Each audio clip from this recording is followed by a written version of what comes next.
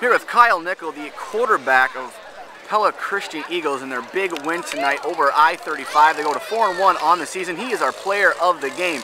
Kyle, tonight I had you down for 10 of 11, 165 yards, 3 touchdowns, no pick, pinpoint accuracy tonight. Talk a little bit about your game behind center. How were you so dominant this evening?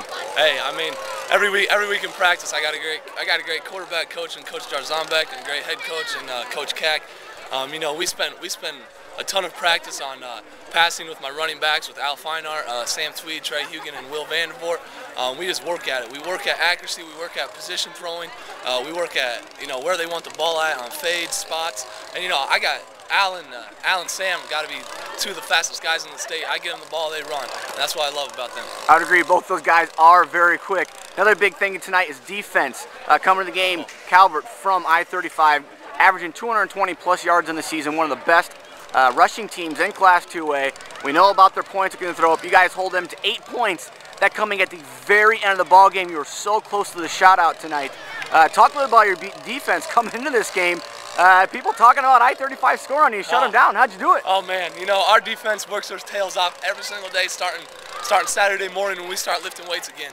I mean, we got a great defensive line. Tyler Tooney at an end, Justin Pasteur at a 3 tech, and Marcus Van Zee at a nose. You know, those guys work their tails off. But our secondary and our linebackers are the strength of our defense. We got Brett Newsma leading up, great running back, but he's also one heck of a hitter. You saw that tonight. Kyle Duranda, another guy, he is tough, he is mean, he is a beast. And then you got Sam Tweed, Nate Tweed, Alex Brandenhorst, and Levi Nickel. They light up the secondary. We got the best secondary in 2A right now. Nobody can pass on us.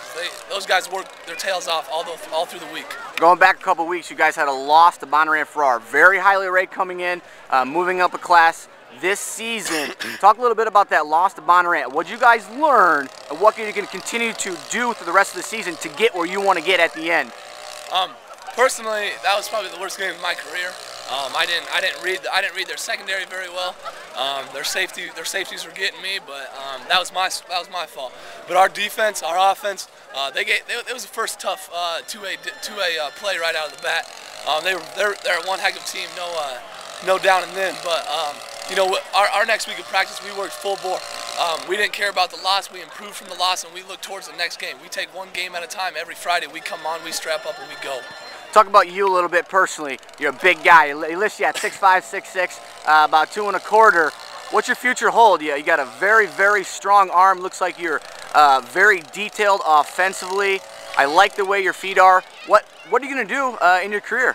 I mean, right now it's up in the air. I went to Winona State up in Minnesota, South Dakota State up in Brookings. I love both of those places. I got South Dakota on the rise.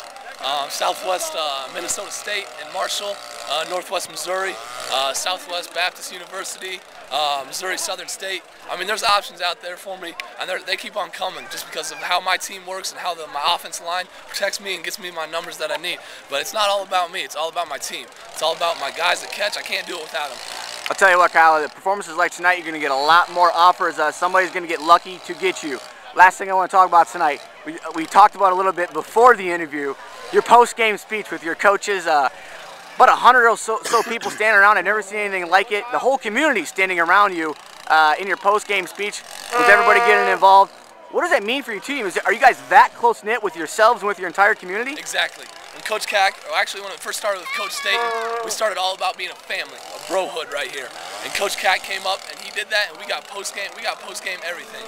We got fans, we got parents, we got everything here, and it just means a lot to the team to see that our fans care about us, that they're here for us, they're backing us up no matter what, win or loss. And that's what I love about Coach Kak.